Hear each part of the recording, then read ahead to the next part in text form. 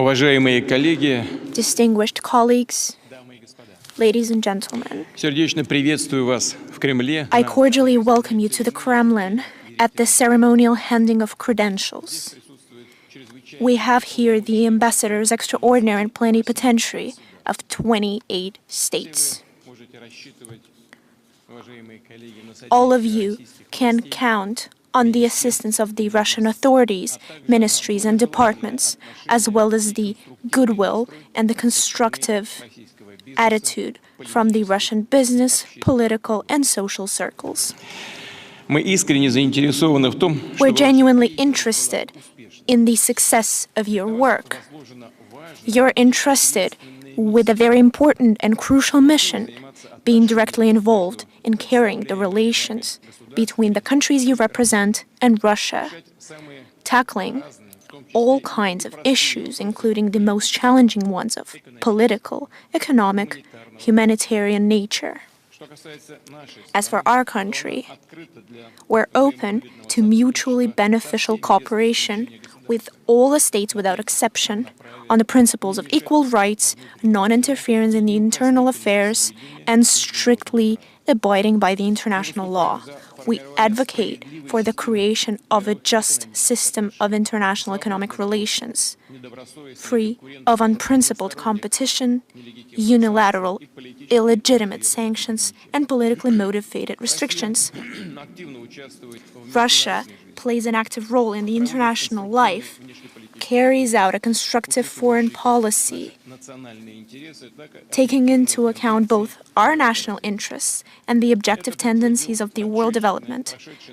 A testament to that is the BRICS summit of large scale that took place recently in Kazan, which was the culmination of the Russian chairmanship in the organization and an outstanding event on the global political agenda.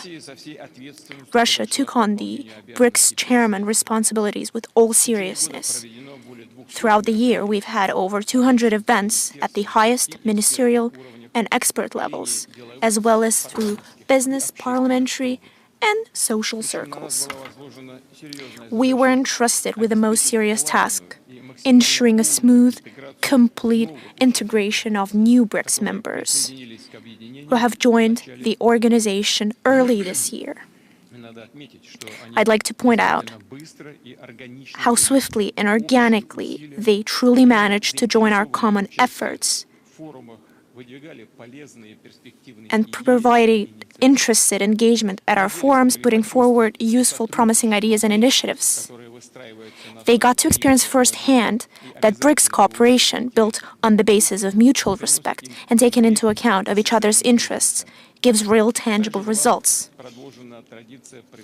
We've also continued the tradition of holding the extra session together with the friends and partners of BRICS from the states of Global South and East in the format of Outreach BRICS Plus, this time on the invitation of the Russian chairship. We've had participations from the leaders of the CIS states as well as the leaders of countries of Asia, Africa, Latin America. Among other things, leading key regional structures.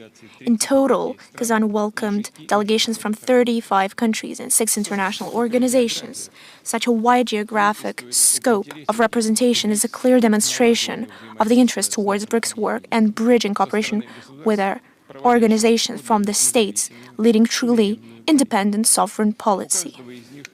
They each have their own path of development, their models of economic growth, rich history, and culture.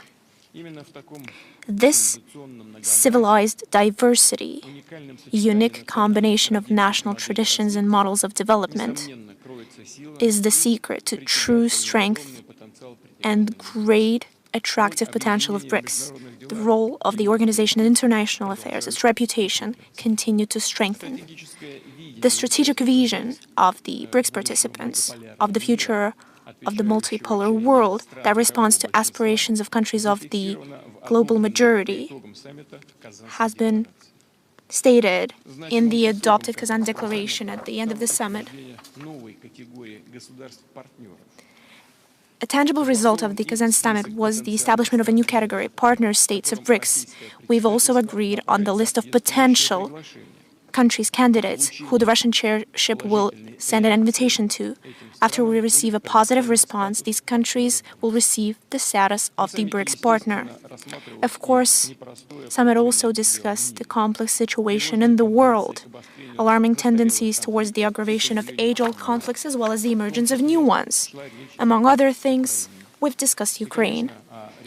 And of course, quickly degrading situation in the Middle East, which we've discussed at length during the session of Outreach BRICS+. As for Ukraine, we obviously appreciate the genuine desire of our BRICS partners to assist in a peaceful settlement of this situation. I've repeatedly stated that Russia is not only ready to negotiate, but on a well-known stage at the beginning of this conflict. We've done so. We've even worked out mutually acceptable treaty. But the Ukrainian side, following an advice from outside, this has been stated by the Ukrainian officials, rejected this proposal.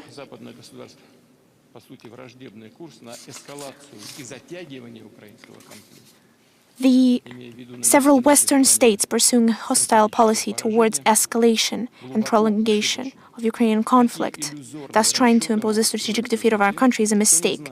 These phantom expectations can only come from those who doesn't know or refuses to know the history of Russia, doesn't take into account the unity, the fortitude, and solidarity of the Russian people. I would like to express a sincere hope that during your work in Russia, you, distinguished ladies and gentlemen, distinguished ambassadors, will encourage the capitals of the countries you represent, form a more objective and impartial opinion about our country and its policy. Distinguished ladies and gentlemen, today's ceremony is attended by the ambassadors of Japan, Canada, Malta, Albania, New Zealand, Italy, Spain, Ireland, Denmark, Belgium, Netherlands, and Finland. It's not a secret if I say that the bilateral contacts between our countries have been minimized, both through official channels and business and social circles. We've frozen cooperation on important international and regional issues. Meanwhile, Russia has always been committed and will stay committed to the principles of mutually beneficial cooperation. We'd like to believe that the rational, balanced approach towards cooperating with Russia will prevail, especially since the history of relations of your countries with Russia has deep roots and full of examples of mutually beneficial partnership, mutually enriching cultural exchanges, collaborative work on seeking solutions to acute international and regional issues. Since we have with us today the ambassador of the State of Israel, I'd like to say that Russia takes active part in not allowing the current aggravation of the Palestinian-Israeli conflict to exacerbate and lead to the Great War in the Middle East. We're convinced that bringing sides towards reconciliation and reaching stable, long-term settlement is only by following the international legal form and by releasing the two-state formula that has been confirmed and adopted within the UN Security Council and the General Assembly. Here, we also have the ambassadors of the friendly states of Myanmar, Burkina Faso, Malaysia, Bosnia and Herzegovina, India, Argentina, Kenya, LAOPDR, Ethiopia, Niger and Zimbabwe. The cooperation of Russia with these countries has a full-scale nature, is mutually beneficial, and is carried out in the spirit of true partnership. It's based on the principle of respect for sovereign interests of one another, and we will continue to foster the development of bilateral contacts in politics and economics, in the humanitarian area, in culture, sports, and education. Allow me to use as an example the relations of Russia with India that have reached the level of highly privileged strategic partnership. Our countries have been cooperating both on bilateral and multilateral formats, in the UN, in the SCO, in the G20, and of course in BRICS.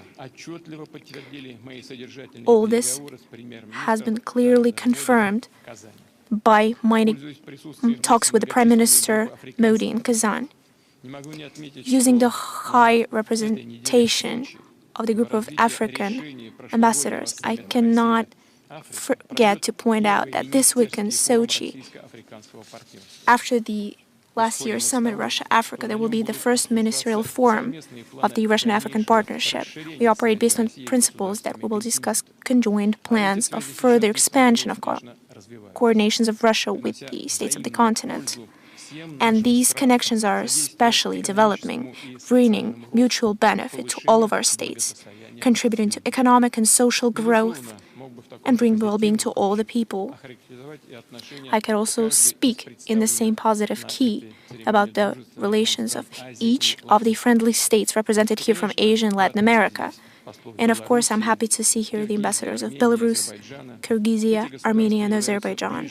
These states are our closest neighbors, our greatest friends, our natural strategic partners, and allies of Russia. We've seen their leaders just recently in October in Moscow during the CIS summit. And following the tradition, we will reconvene at the end of December to sum up the results of the year and make new plans. In 2025, together, we will celebrate the 80th anniversary of the victory in the Great Patriotic War, contribution to which was brought by the nations of all the peoples of the Commonwealth. Addressing the ambassador of Belarus, I would like to point out that recently the friendly, brotherly relations between Russia and Belarus have intensified, and December marks 25 years since the creation of the Allied State, and Minsk will hold the meeting of the highest state council of the state. Allow me to take this opportunity and wish the Belarus people all the success of hosting the presidential elections planned for January of next year. Together with Kyrgyz, we've recently celebrated 100 years of creation Kara-Kyrgyz Autonomous Region.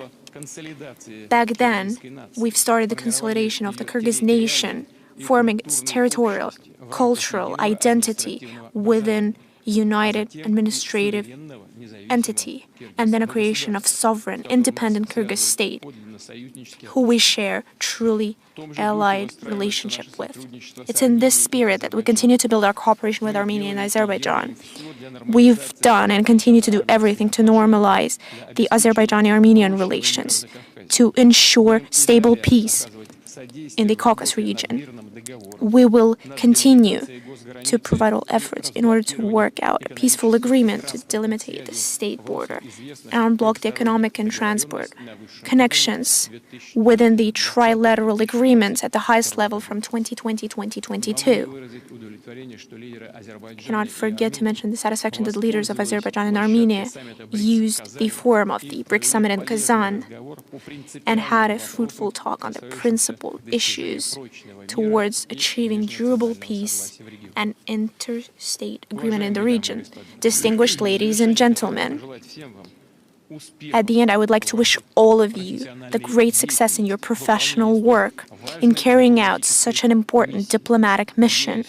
I hope that your stay and work in Russia will leave the greatest imprint and memories. I wish you all of the best, and I thank you for your attention. All the success to your work. Thank you very much, and goodbye.